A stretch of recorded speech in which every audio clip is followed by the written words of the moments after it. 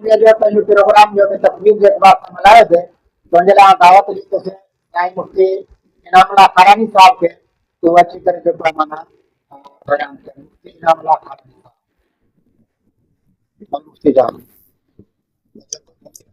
الحمدللہ نحمد صلی علی رسول کریم وشاہدین وشاکرین والحمدللہ رب العالمین۔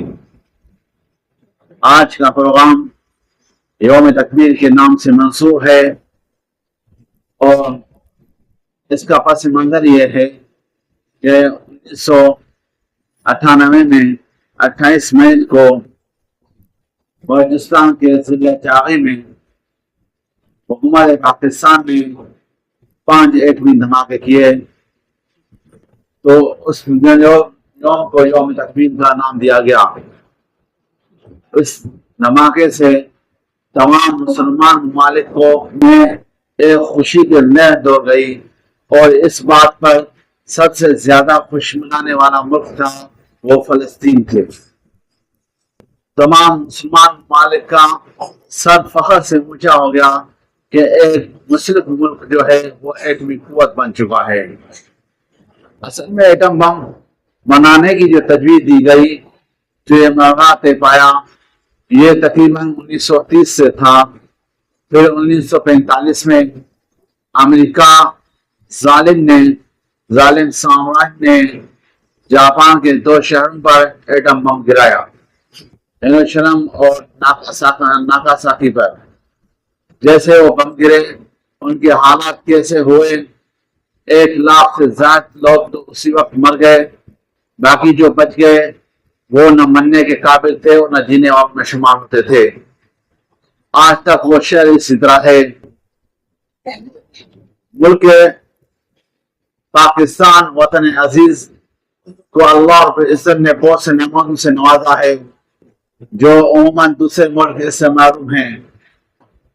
اللہ رب العزت نے بہت سی نعمتیں عطا فرمائے وطن عزیز میں۔ دنیا کی ہر ضرورت کی چیز ہمارے ملک کے اندر موجود ہے۔ اگر آپ گیس دیکھو، معدنیات دیکھو، دوسری چیزیں دیکھو، الحمدللہ و تعالیٰ کثیر میں موجود ہیں۔ اور اس سے زیادہ فخر کی بات ہے، ایک تو یہ ہے کہ ہمارا وطن عزیز ایٹمی قوت بن چکا ہے۔ اب کسی ملک کو جرأت نہیں کہ وطن عزیز کے طرف میری آنکھ سے دیکھ سکے۔ دوسرے فخر کی بات یہ ہے، یہ تمام مسلمان ممالک اس پر فخر کرتے ہیں کہ قادیانیوں کو جو ہے کافر قرار دیا گیا۔ 70 کی دہائی میں قادیانیوں کو کافر قرار دیا گیا۔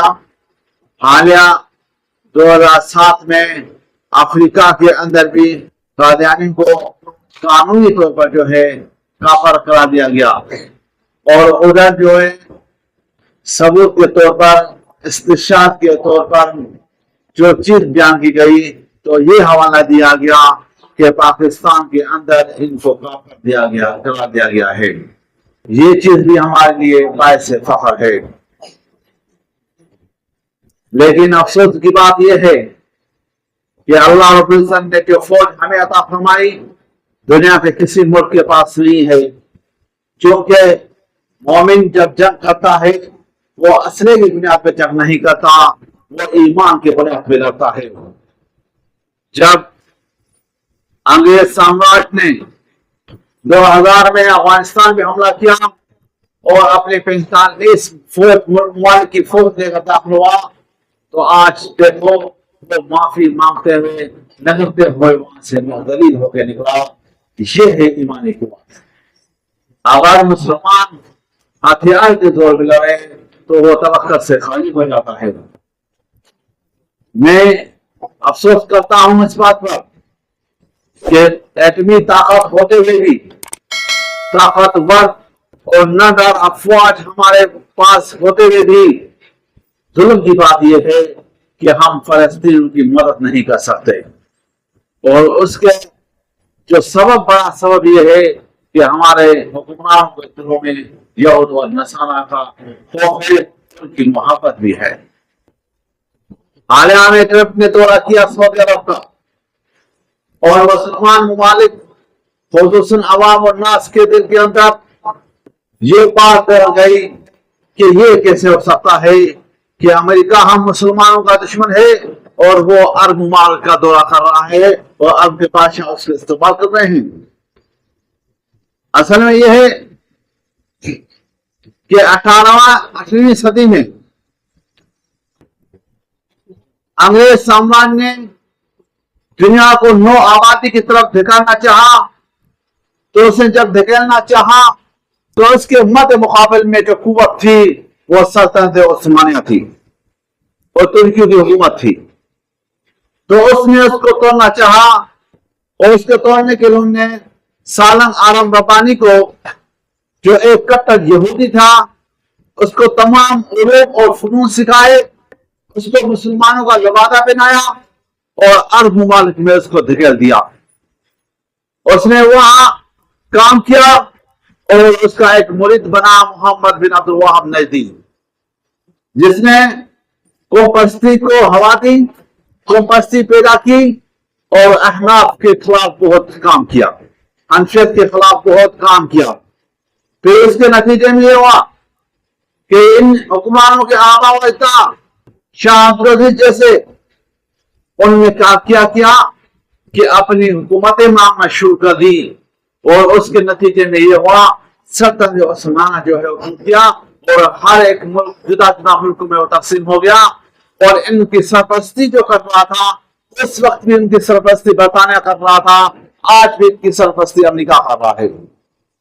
اور میں یہ دعویٰ کے ساتھ کہتا ہوں اگر آج بھی امریکہ ان عرب حکمرانوں کے ساتھ اپنا ہاتھ کھینچ لے تو ان کی حکومتیں گرتی چلی جائیں. یہ تمام حکومتیں جو ٹکی ہوئی ہیں یہ امریکہ کے بلبوتے پہ ٹکی ہوئی ہیں. ٹرمپ کی حکومت خطرے میں, امریکہ کی معیشت خطرے میں ہے. ٹرمپ نے دورہ کیا اور ان عرب حکمرانوں نے اس کو اتنا فنڈ دیا کہ امریکہ کی معیشت کو ایک ٹیکا لگ گیا اور اس کی معیشت مضبوط ہو گئی. یہ عرب حکمران ہمت کریں تو کیا آپ سمجھتے ہو کہ یہودیوں کو طاقت ہے کہ فلسطین کی خلاف بات کریں, فلسطینیوں کو ذبح کرے, فلسطین کو تباہ کرے یا بیت المقدس کی بات کرے؟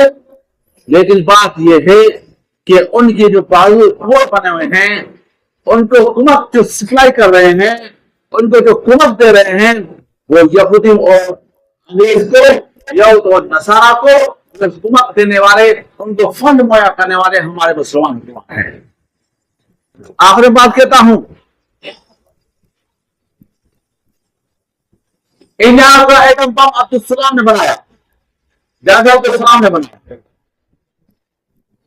اس کے نتیجے میں اس کے بدلے میں انڈیا حکومت نے ان کو 2 مرتبہ صدر بنایا, ملک کا صدر بنا, اور تیسری مرتبہ پہ انہوں نے چاہا کہ ہم آپ کو صدر بناتے, لیکن اس سے انکار کیا. یہ انہوں نے اس کو عزت دی, اس کو حوصلہ افزائی کی. اس کے بدلے میں ڈاکٹر عبد القادر رحمۃ اللہ علیہ نے ایٹم بم بنا کے دیا ہمیں. ہم نے اس کے ساتھ کیا کیا, ہم نے اس کو نظر بند کیا اور اس کو اتنا مجبور کیا کہ وہ فٹ بال پہ بیٹھ کر انٹرویو دینے لگا. اس کو اتنا پریشان ہوتا کہ ہم نے, اور یہ لکھی چھپی بات بھی نہیں اور زیادہ دراز عرصے والی بات بھی نہیں, بلکہ یہ 2005-6 کی بات ہے. آپ مطالعہ کر لیں کہ عبدالسلام نے ایٹم بم بنایا, انڈیا کی حکومت نے اس کے ساتھ کیا کیا, اور ڈاکٹر عبد القادر رحمۃ اللہ علیہ نے جو ایٹم بم بنا کے ہم کو دیا, جس میں پورے مسلمان ملک ہم پر فخر کرتا ہے, اس ڈاکٹر کے ساتھ ہم نے کیا کیا. دوبارہ الفاظ دوہرا رہا ہوں, اس کو نظر بند کیا ہم نے, اس وقت ٹارچر کیا, تاکہ فٹ پاتھ پہ بیٹھ کے وہ صحافی کو انٹرویو دینے لگے. اللہ تعالیٰ ہمارے فوج کے حامی ناصر ہو, ہمارے وطن کا بھی حامی ناصر ہو. اللہ دعوانا الحمدللہ رب العالمین.